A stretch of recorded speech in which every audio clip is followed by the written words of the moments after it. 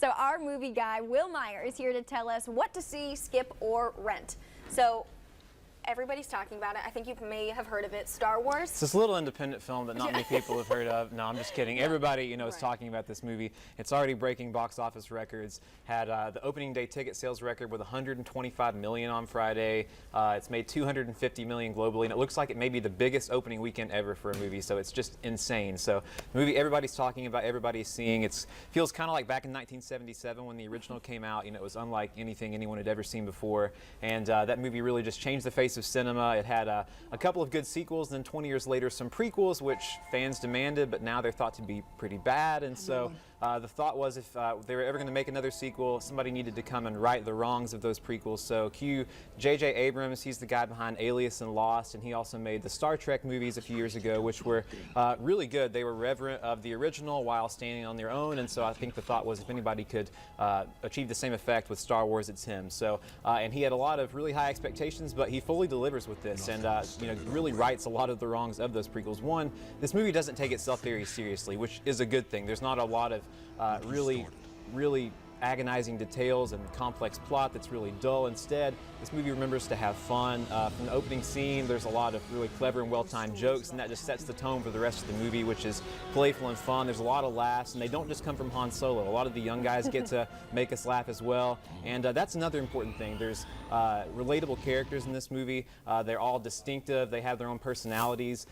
There's a lot of new ones, but we really care about them because we get the time to get to know them, and it helps that they have good chemistry and they're played by good actors. There's a lot of newcomers, including John Boyega and Daisy Ridley, who most people haven't heard of, but they're really impressive in this movie. Also, you have the veterans like Mark Hamill, Carrie Fisher, and Harrison Ford, of course, and they do a good job of slipping back into their roles. And this movie really, in many ways, feels like the original, which they were in, the original swashbuckling space pirate adventure. So fans will be happy. But for all that praise, I do want to say I didn't love the film. I did really like it. I know I did really like it, though, but I don't want to say it's perfect. I thought the dialogue was a little unoriginal and corny and sometimes bland, and when it got emotional, it was a little too sentimental for me. I know, bear with me, fans, please don't hate me.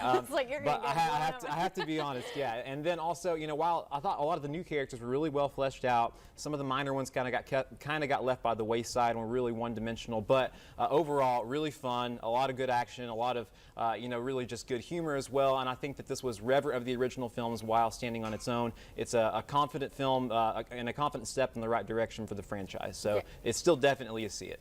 Okay, good. So see it, and I'm so happy that some of the old characters are still in it. Yeah. I know I loved watching them when I was little. So, Queens of Comedy, Amy Poehler, Tina Fey, Sisters came out also this weekend. There is another movie you may not know that came out this weekend, and this is the second buddy comedy for Tina Fey and Amy Poehler. They play two sisters who return to their childhood home to throw a big party before their parents sell the house. Their first movie together in 7 years after Baby Mama. You know them from hosting SNL, hosting Neemies together, and they were also on SNL together. They have great chemistry together, and they're just so funny. But they change up things here a little bit. First of all, they change up the roles here. Tina Fey plays the wild and crazy one, and Amy Poehler is the straight-laced do-gooder. Also, though, this movie is their first R-rated outing, and it's really, really R-rated, which was surprising. It's really vulgar and profane, and really too much so. I thought that it's almost mean-spirited at times and just kind of off-putting. I think they thought that the success of recent R-rated comedies like Trainwreck, Bridesmaids, Spy, that it's because they were explicit, and so they crank all of that up here, but they never really find a balance between the vulgarity and the wit.